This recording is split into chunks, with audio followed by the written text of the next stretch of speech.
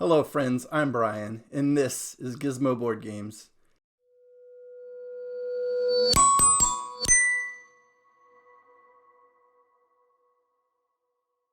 And it's the beginning of a month, so you know what that means. Time to look back at what I played last month, July 2022.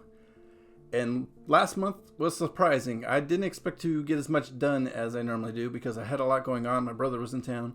I knew we were going to be taking some trips, and maybe I wouldn't be able to have people over as often. But it turns out I did get quite a bit played with my brother here, with my game group coming in, and by myself with my family. So it was a pretty eventful month. In the end, I played 45 total games played. 27 of them were individual games, though that means I only replayed 18 games in this month. And that'll come in what I played this month. I played a lot of heavier type games, but also some quick games, and those are the ones that kind of got doubled and triple up on. To add to the 45 total games I played, 27 individual games. Of those individual games, 8 of them are completely new to me, so I'll probably spend a little more time talking about them. And only 5 games were repeated from last month, so I kind of went away from what you've been hearing about for the last month or two. So without any further ado, let's get into what I played in July 2022. The first game I played in July 22 is Space Alert. It's a little co-op game where you listen to a soundtrack and you're kind of going around the spacecraft in a cooperative nature, trying to stop the threats that are coming in from the soundtrack. They're going to come in at T plus 4 or 5, turns, and you want to get ready to shoot them away or defend them as best you can as a crew. Unfortunately, I never got the group together to do this. Was my plan. I did play through a solo variation of it, and it was okay. I really wish I could have got it to the table with a group. So it almost feels like I didn't play it, but I did play it as a solo variant, and it does have that in the book, so I'm counting it as a play. However, I wish I could have got to play the full version with an actual group running through the motions. The second game I played this month is something I've had sitting on my shelf for a little while. The base game I've had sitting for a long time, or a few months I should say, and the new game is the solo variation, and this is Terra Mystica. I got the solo variant, and I finally got it on the table at the beginning of July. Again, playing it by myself, obviously, the solo variant, but it gave me a chance to try out Terra Mystica, and this is one of the ones I actually did play twice as the month progressed. I did poorly both times, so I'm still kind of getting my head wrapped around how Terra Mystica plays, or maybe the solo variant's just that much tougher. I would like to get the actual game on the table with my group of friends, but until then I've at least got the solo variant, and I enjoyed it, but I still got things to figure out because I haven't come close to winning it. Alright, so following up those 2 new to me games to start the month, I played one of my old favorites, and that's Orleans, a little deck builder, well, I should say a bag builder, because you're pulling things out into the bag, pulling them out, and placing them and taking actions on your board based on the chips you pull out. And you're building up a village and playing against other people to contribute to the village and to advance your own path as best you can. It's a point salad deck builder, bag builder, whatever you want to call it, that I really enjoy. It's one of my all-time favorites, and I introduced it to a new group of people. That's Orleans. Alright, the fourth game is another new to me game, and this is Dog Lover. A Dog Lover is kind of a card drafting, hand building, type game. As you get the cards, you're playing them, and you're trying to get dogs and get them fed. So if you don't feed the dogs, it's going to be negative points. But if you feed them and you give them toys and tricks and treats, they're going to collect points for you at the end of the game. It's really kind of lightweight, easy, fun tableau manager. You're managing the central tableau that everybody's going to play from, and your own individual tableau of the dogs you've collected, along with the things, tricks, treats, whatever, along the way. And it's a good little puzzle that isn't too complex, so it makes for a nice little lightweight family style game. Dog Lover. The fifth game I've played quite a lot in the last couple months. It's Hamsterrolle. I'm not going to get into it any further. It plays real quick and easy. Nice little dexterity game that we can play in about 5 to 10 minutes. So it sees the table a lot now that we've got it. Hamsterrolle. The sixth game I played this month is one of my favorites. It's Final Girl. It's a solo player game, running away from the big bads. And I played this one before on other months, and so I'm not going to go into that any further than that. That was the 6th game I played. The 7th game I played, I've also played a lot recently, so I won't expand on it either.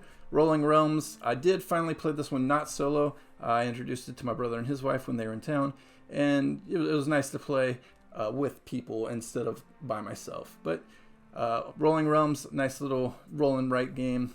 Finally got it not solo played, but I've talked about it before, so I'm moving on. The 8th game I played, again, another one I introduced to my brother that I played a lot recently. Ark Nova, I really like it. Check out my review if you want to see more about that one. 9th game is another one that's been on my table a lot recently. It is Foundations of Rome. Again, it's a little building up your area on the board, abstract style against other players. I played this at every player count now, I think, and it continues to be one that we really enjoy playing, and I pull it out quite often recently. Foundations of Rome. All right, the 10th game is another old favorite, Viticulture. Viticulture is a little wine establishment, worker placement. You move through the seasons. I've got the Tuscany Essential, Viticulture Essential, basically everything for the game. It's one of my favorites. A worker placement, very enjoyable. I love getting it out, obviously, and introducing it whenever I can. The 11th and a half game I played right here, IceCool and IceCool 2. You can combine them, put together one big board, and flick your penguins around trying to collect the fish before you get caught by the hall monitor. I think I've talked about this one a few times recently as well. It's a game that me and my family really enjoy. Plays quick and easy, a little dexterity game. IceCool 2 combined it for one giant game, so that I'm just counting as one play. All right, the 12th game is a pseudo-new to me game in that I've played Small World before, but I never played Small World Warcraft, and that's one we got recently unwrapped, and I taught it to my youngest daughter. She enjoyed it, so I look forward to playing it more often, I think, now. But Small World Warcraft, it's fun. Area management, it isn't too hard hitting, so obviously you can play with the family. You're just putting your pieces out and conquering areas. As long as you play more of your people into the zone, you can claim the zone. So there's no real luck involved until you're placing your last person or two, and then you're rolling to see if you can succeed or not. The complexity just comes from the mismatching of the abilities with the classes, the roles and the class types. But it's nothing too crazy. And once you figure out kind of what the options are for each other, it's not a lot. You just kind of got to relearn the mixes every time you pull it out. But that's not a whole lot or too bad. Small World Warcraft, my 12th game of the month. Kind of new to me, but I had played original Small World. I own both, so. The 13th game I played is Catlantis. We got this one out. I've done a review of this one in the past as well. Plays quick, easy, lightweight family game. Just trying to I select, you choose with one of the opponents and take the cat or the treasures or whatever the case is and see who ends up with the most points at the end of the game. The 14th game I played, Russian Railroads, another one of my favorites, worker placement. You're trying to get your train lines or industry as far as you can to collect the points, and your points just explode as the game goes on. I enjoy this one because it's a real fight over the few slots that let you advance your certain trains. And I've done a review for this one pretty recently as well. If you want to check that one out, Russian Railroads. All right, the 15th game, Skulls of Sedlec, a little button-shy pocket game. I played this one with my brother. I played it solo, and I think I've talked about it recently, but maybe not. You're just basically setting up your graveyard of buried bodies and the different types of dead body. a little macabre, but it's nothing extreme at all. They're just little colored skulls. But basically, whatever they are, they want to be by certain types, or the loyalists want to be above the peasants, etc. So you just get points based on how you're drafting and playing into your tableau. The 16th game is a new to me game I picked up this past month. It's Century Spice Road. I've got the German edition here, but It's language independent. So it's just a simple little engine builder, deck builder. You're going to draft cards into your deck so that way you can play what you play, expand your engine of spices that you're going to use to collect victory points. And whoever has the most victory points after a set number of collections is going to be the winner. So I like it. It's kind of a Splendor plus if you've played Splendor. It's pretty easy to get to the table with a little bit of strategy and a little bit of engine building, but nothing too extreme. So it makes it easy to introduce to any group. Number 17 is one of my favorites. It's a little cute family style game, Takenoko. You're eating bamboo, you're moving your panda around the board. You're moving the gardener around to grow bamboo. You're placing the tiles on the garden in certain patterns, all to please the emperor at the end of the game. And whoever pleases the emperor the best through their actions becomes the winner. Little cute, another easy family style game. I played a lot of these again while my brother was in town with the family. 18, Night of the Grand Octopus. Jeez. Night of the Grand Octopus is right here. I haven't played this one in a while, mostly because I don't really care for it all that much. It's a little hidden selection. You've got 2 characters. You're going to move around to one of 6 or 7 locations on the board, and if you're the only little one there, then you collect the disc. If you're the big one there, you scare off the little ones, whatever the case is. And you just want to be the first one to collect a certain number of discs as you move around the board. It's all right. It plays really easy, not much strategy to it, but there's enough there to keep it a little interesting. It's a quick little filler game, good for the family, but not a whole lot going on as far as I'm concerned. But it's one we hadn't played in a long time, and I was able to play this one with my family as well. All right, 19, Cascadia. I've talked about this one a lot. It just won the Spiel des Jahres, or the Game of the Year, and it's well worth it. It's very enjoyable. Check it out. I'm sure you've heard of it by now if you pay attention to the gaming at all. Number 20, Great Western Trail. I got this one from the library. It actually needs to go back to the library, but here it is next to me. It's a Pfister game. The first one of those I played, but you're building up the board and you're moving your cowboy or whatever worker around the board. You're advancing your train. You're taking actions as you go, and the board becomes more and more cluttered as people are building up the board. And you're just kind of racing to get the most points before you run out of time, depending on how many deliveries are made. I really enjoyed it. It's nice to get checks off the top 100 list. That's kind of one of my goals, is to play as many of the top 100 games as I can. So this was one of them. I think it's in the top 10 or 20, that range right now. I thought it was good, not great. Probably could play it again a couple times to really get a feel for it. It's enjoyable for sure. It's a great thinker Euro style game. I would definitely recommend it. I just don't know if it's one that I'm hurting to play a whole lot. It did take quite some time, and I just didn't feel like it was completely worth the time spent. There are other games I could play in half the time that I enjoy a lot more. But it's still a very good game. It's Great Western Trail. 21 is one of my favorite games. Concordia. I played the Solitaria one night, sitting by myself. I'm back on working overnights, so I've got a lot of time by myself now in the middle of the night. And it's great to pull out some good games. I really like the solitary mode because your choices are going to basically say what your opponent's doing. And a lot of times what they're doing is something you don't really want them to do, but you really need to do what you want to do. So you're just kind of just hoping for the best. It's great to min-max your actions versus your opponent's action. Basically, you are your own AI. So I really enjoy the push and pull of it. It's one of my favorite games. Concordia Solitaria. Number 22 is a game I kickstarted way back when I first got into the hobby. 2017, I kickstarted a lot. Actually, just went through Kickstarter to see how I kind of ebbed and flowed. I had a lot in 2017, then kind of backed off for a few years and picked up again kind of last year. And now I'm trying to weed it out again as I've got a bunch of games on the way, and there's just plenty of games out there I could already have my hands on instead of waiting around for games. But Major General Duel of Time and Darkest the Night, a couple of small box 2-player games that I had kickstarted. I played them both way back when I first got them, and then they've kind of just been sitting collecting dust.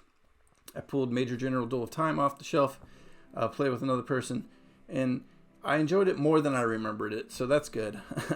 But basically, you've got 5 zones and a certain number of cubes in each zone for each person.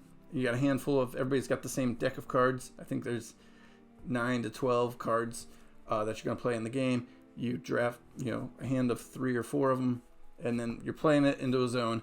The thing is, the cards are double-sided, so you're going to command your troops, but on the flip side, your opponent's also going to command their troops as you move down the zones. So you start with the closest zone to you each time. Whatever order is in that zone for you, you take if you can, and then the next one, and whatever the orders are for your opponent, they're going to take it as well. And then on the flip side, they're going to play a card, and they're going to start at their side and do whatever orders in the order they go. So it's a kind of a push and pull, a little strategy game. It was a lot better than I remember, so I'm glad I pulled it back out. Still not the greatest game, but what do you expect for a little 2-player 10-minute game in a box that's about this size? It does the job for sure. Very enjoyable to have a small box game that I can play with one other person in a short amount of time. All right, the 23rd game I played is Unicorn Fever. This little unicorn racing game where you're betting on the unicorns and you're using magic and whatnot to try to direct how the race is going to go.